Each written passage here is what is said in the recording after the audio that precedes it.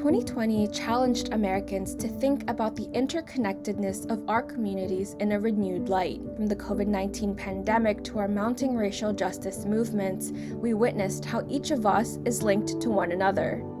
We held each other up while amplifying the leaders that spoke with the conviction of their lived experiences, their voices brimming with hope for lasting change and a better new normal.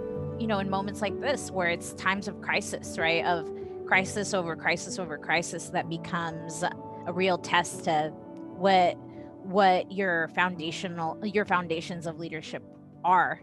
From the stories I've heard about my abuelitas and my abuelitos and their struggle, to my mom and dad's migration story from the strawberry fields in California to the Christmas tree industry here in Oregon. Salem, Oregon is where we settled, and has been such a key component of even how I show up in my organization.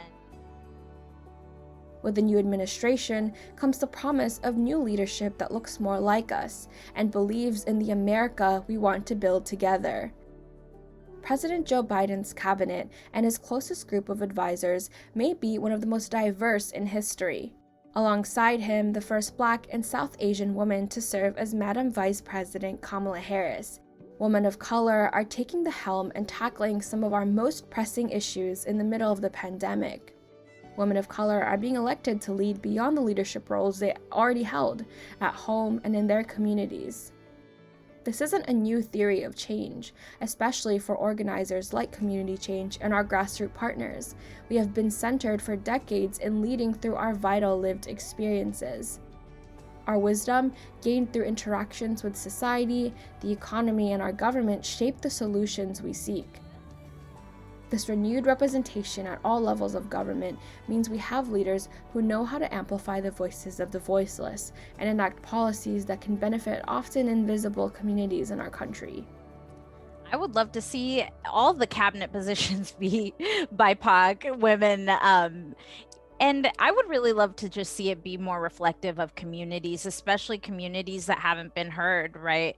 Not just BIPOC women, but BIPOC trans women, BIPOC gender nonconforming, BIPOC folks from low-income communities, from rural communities. I would love to see that depth and that breadth really be represented there, and that the people there are movement minded, right? That they understand that we really need them to not just be leaders, but we need them to be stewards of our communities, that they have been entrusted to represent us in those spaces.